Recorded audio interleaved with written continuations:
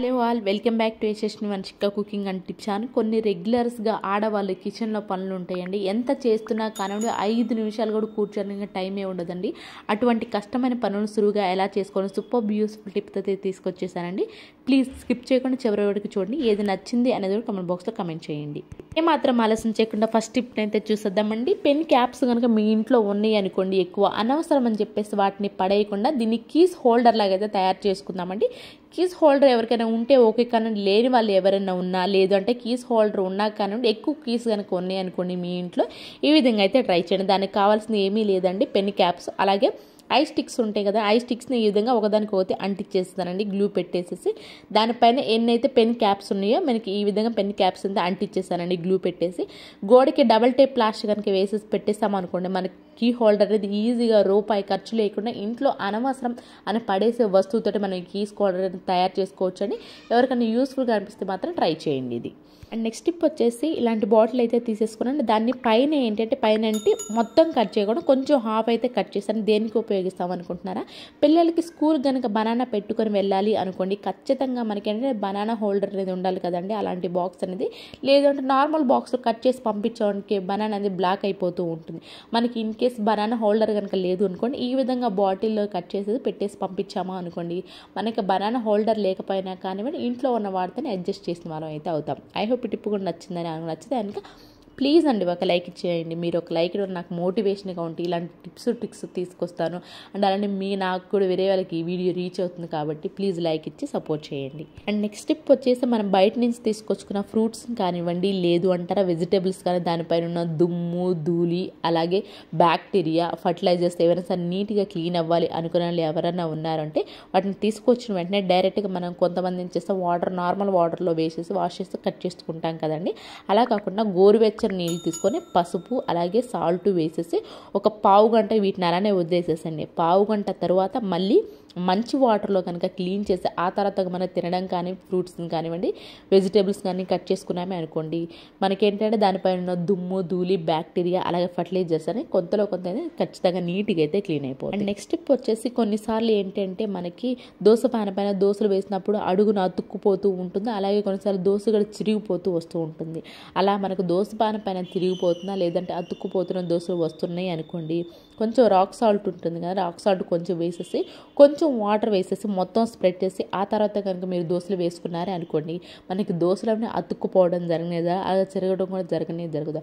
I hope ఈ tip కూడా నచ్చిందని, నచ్చితే కనుక ప్లీజ్ మీకు ఏది బాగా నచ్చింది అనేది కూడా కామెంట్ బాక్స్లో కామెంట్ చేయండి. నెక్స్ట్ టిప్ వచ్చేసి లాస్ట్లో ఈ విధంగా జట్కాయలు కనుక మిగిలిపోయింది అనుకోండి, మనకి పెట్టడానికి లాస్ట్ వరకు కాల్చాలి అనుకోండి, కంఫర్ట్గా ఉండదు కదండి, మనకి ఈజీగా లాస్ట్ వరకు అయిపోవాలి అనుకునే వాళ్ళు ఎవరైనా ఉన్నారు అనుకుంటే ఈ విధంగా స్టీల్ది మాత్రమే తీసుకోవాలండి. బట్టల గ్రిప్పులు ప్లాస్టిక్ అస్సలు తీసుకోకూడదు. ఈ విధంగా పెట్టేసామనుకో లాస్ట్ వరకు మనకైతే కంప్లీట్గా అయితే కాలిపోతుంది. నెక్స్ట్ టిప్ వచ్చేసి మనకి బ్రెడ్ అనేది ఫ్రెష్గా ఉండాలి అని అనుకుంటే మాత్రం దీని లోపల ఒక ఆలు చిన్నది ఉంటుంది కదండి, ఆలు చిన్నదాన్ని వేసేసి ఆ తర్వాత కనుక ఫోల్డ్ చేసి ఈ విధంగా కనుక ఫోల్డ్ చేసి పెట్టేసుకున్నామే అనుకోండి, మనకి బ్రెడ్ అనేది చాలా రోజులతో ఫ్రెష్గా అయితే ఉంటుంది. నెక్స్ట్ టిప్ వచ్చేసి కూరలో కారం ఎక్కువైంది అనుకోండి, కొంచెం పెరుగు కానీ శనగపిండి కానీ కలిపేస్తే కొంచెం కారం తక్కువ అవుతుందండి. ఇలాంటి రోటి పచ్చళ్ళు ఉంటాయి కదండి, వీటిల్లో ఏంటి అంటే కారం ఎక్కువైనప్పుడు కొంచెం నిమ్మకాయ కనుక పిండేసి కలిపేసి ఆ తర్వాత తిన్నామే అనుకోండి, ఆ రోటి పచ్చళ్ళ కారం అనేది కొంచెం అయితే తగ్గుతుంది. హోప్ టిప్ కూడా నచ్చితే ప్లీజ్ పక్కనే బెల్సమిల్ అయితే యాక్టివేషన్లో ఉంచుకొని ఆల్ అనే బటన్ని ప్రెస్ చేయండి. నెక్స్ట్ టిప్ వచ్చేసి ఇలాంటి స్టెయిన్లెస్ స్టీల్ కనుక ఉన్నాయి అనుకోండి, కొంచెం మనం గట్టిగా రుద్దేసామనుకోండి స్టీల్ స్క్రబ్బర్ పెట్టి గీతలు అనేవి పడుతూ ఉంటాయి. అలాగే కూడా మనకి మురికి ఎక్కువగా ఉంది అనిపించినా, కొంచెం డల్ షేడ్ అనిపించినా కానివ్వండి, మనకి ఈజీగా మురికిపోవాలి అలాగే డల్ షేడ్ లేకుండా ఉండాలి, కొంచెం గ్రీన్ స్క్రబ్బర్ పైన వెనిగర్ వేసేసి క్లీన్ చేసామనుకోండి డల్ షేడ్ లేకుండా చాలా నీట్గా జిడ్డు అనేది లేకుండా క్లీన్ అయిపోతుంది. అండ్ నెక్స్ట్ టిప్ వచ్చేసి పాత బుక్స్ ఏమన్నా ఉన్నాయంటే వాటిని అనవసరం చెప్పి పడేయొద్దండి. వీటిని ఇప్పుడు రీయూజ్ ఎలా చేయాలో చూద్దాం. ప్రతి ఒక్కరికి ఉపయోగపడే సూపర్ యూస్ఫుల్ టిప్ అండి ఇది. రెంట్ హౌస్లో ఉన్న కల్లా బాగా ఉపయోగపడుతుంది. గోడులకి మేకులు కొడుతూ ఉంటారు కదా, కొంతమంది ఓనర్స్ ఒప్పుకోరు కదా, అలాంటి వాళ్ళు సూపర్ యూస్ఫుల్ టిప్ అండి. పాత బుక్స్ కొంతమంది పేపర్స్ వాళ్ళకి వేస్తూ ఉంటారు, అలాంటప్పుడు ఇలాంటి అట్ట ముక్కలు కూడా వాళ్ళు వేసుకోరు కదండి. ఇప్పుడు ఆ అట్ట ముక్కలతో ది బెస్ట్ యూజ్ టిప్ అండి. వాటిని 2 అయితే తీసేసుకున్నానండి. ఈ విధంగా కొంచెం దగ్గరగా ఫోల్డ్ చేసేసుకోవాలి. ఇలా ఫోల్డ్ చేసుకున్న తర్వాత ఇది ఓపెన్ అవ్వకుండా ఉండాలంటే ఈ విధంగా మనం టేప్ ఉంటుంది కదండి, ఆ టేప్ తోటి ఈ విధంగా మనం ఫోల్డ్ చేసిన దగ్గర అయితే టేప్ వేసేసాము అనుకోండి, ఇది ఓపెన్ అవ్వకుండా అయితే ఉంటుంది. దీన్ని ఇప్పుడు ఎలా యూజ్ చేయాలో చూద్దామండి. అది పక్కన పెట్టేసుకున్న తర్వాత కొంచెం మందపాటి కార్డ్బోర్డ్ని అయితే తీసేసుకోవాలండి. నాకు ఇక్కడ స్వీట్ బాక్స్ కొంచెం మందంగా ఉందండి, కాబట్టి ఈ బాక్స్ని అయితే తీసేసుకున్నాను. లేదు అంటారు మీరు కార్డ్బోర్డ్స్ కొంచెం థిక్గా ఉంటుంది కదా, ఆ కార్డ్బోర్డ్ని అయితే తీసేసుకోవచ్చు అండి. అండ్ అలానే ఈ షేప్లో వచ్చేటట్లు కట్ చేసుకోండి. ఆ తర్వాత ఇలాంటి పేపర్ కవర్స్ ఉంటాయి కదండి, ఇలాంటి పేపర్ కవర్స్ కానివ్వండి, లేదు అంటారా మనకి ఏదైనా పాత క్లాత్ ఏదైనా కాటన్ ఉన్నాయి అనుకోండి, వాటిని కూడా దీనిపైన బాక్స్ పైన అయితే అంటించేసుకున్నాము, కొంచెం చూడడానికి నీట్గా అయితే ఉంటుందండి. ఇక్కడ నాకేంటే అడుగును కొంచెం డిజైన్గా ఉంది కాబట్టి నేను ఎలాంటి క్లాత్ కానీ కవర్ కానీ అంటించడం లేదండి. ఆ తర్వాత మీకు గోడ ఎక్కడైతే పెట్టాలి అనుకుంటున్నారో మనం ముందుగానే రోల్ చేసిన బుక్స్ ఏవైతే ఉంటాయో వాటిని అయితే పెట్టి అంటించేసేసండి.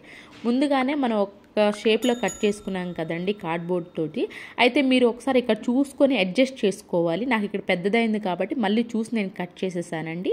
ఆ తర్వాత ఏదైతే బుక్ రోల్స్ చేసామో దానిపైన కూడా ఇది పెట్టేసి అంటించేసామనుకో చాలా స్ట్రాంగ్ అయితే ఉంటుందండి.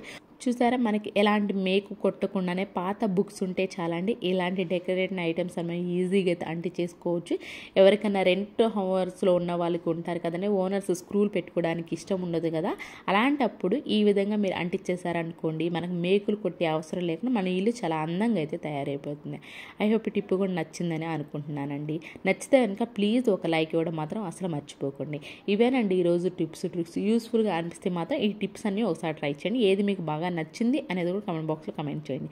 లైక్ చేయండి, షేర్ చేయండి, సబ్స్క్రైబ్ చేసుకోవడం మాత్రం అసలు మర్చిపోకండి. రేపటి వీడియోలో మంచి మంచి టిప్స్ మళ్ళీ మీ ముందుకు వస్తాను. అంతవరకు అయితే మీ అందరూ హ్యాపీగా ఉన్న హార్ట్ఫుల్గా అయితే కోరుకున్నాను. Thank you so much for ever watching.